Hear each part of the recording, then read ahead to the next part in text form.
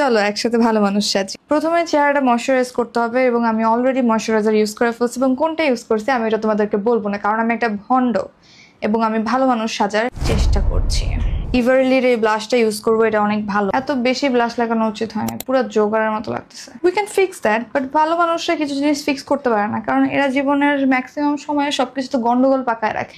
এর কথা তারে, তার কথা তারে, কোন কথা কে যে কি বলছিল তাও নিজের মনে থাকে না, কিন্তু সে নিজে নিজে বানাইছে। কেউ কিছু করুক আর না করুক, একটা ছোট বিষয়কে বিশাল মহাসাগর বানায় দুনিয়ার সবাইকে রেডিও এবং টেলিভিশনে প্রচার করা।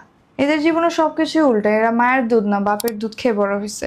যদি কোনো সময় আলমারিতে পা লেগে হোঁচট খেসে পড়ে যায় তাহলে এটা তার দোষ না, এটা আলমারির দোষ। এরা নিজেদেরকে এত ভালো এবং ফেরেশতা দাবি করে যে আপনার জীবনে 1 ঘন্টা পর কি হতে যাচ্ছে তা আপনি না জানলেও তারা জেনে বসে আছে।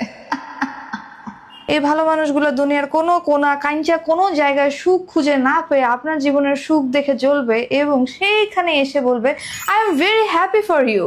সামহাও সে ভিতর থেকে খুবই জ্বলে যাচ্ছে এবং আপনাকে অভিশাপ দিচ্ছে, তুই মর শালা, আমি তো তোর ভালো চাই। এদের ভন্ডামে আপনি ধরতে পারবেন না, এরা সবসময় একটা সাপোর্টিভ রোলে থাকে। কই থেকে যে কোর্স নিছে শালারা, খুব শার্পলি যে কন্ট্রোলের মতো, আমি তো তোর ভালো চাই। এরা নিজেরা চুপ থাকবে, নিজের কোনো কথা সুখ দুঃখ কাউরে শেয়ার করবে না, আর করলেও ভন্ডামের মতো আবুল তাবুল মিথ্যা কথা শেয়ার করবে, আমি তো তোর ভালো চাই। চোখের পাপড়িতে একটু বেশি করে মাস্কারা লাগাইতে হবে, না চোখ বড় বড় দেখাবে না এবং মায়াবী লাগবে না, নয়তো আমি মানুষকে কেমনে বুঝাবো যে আমি খুব কিউট ইনোসেন্ট এবং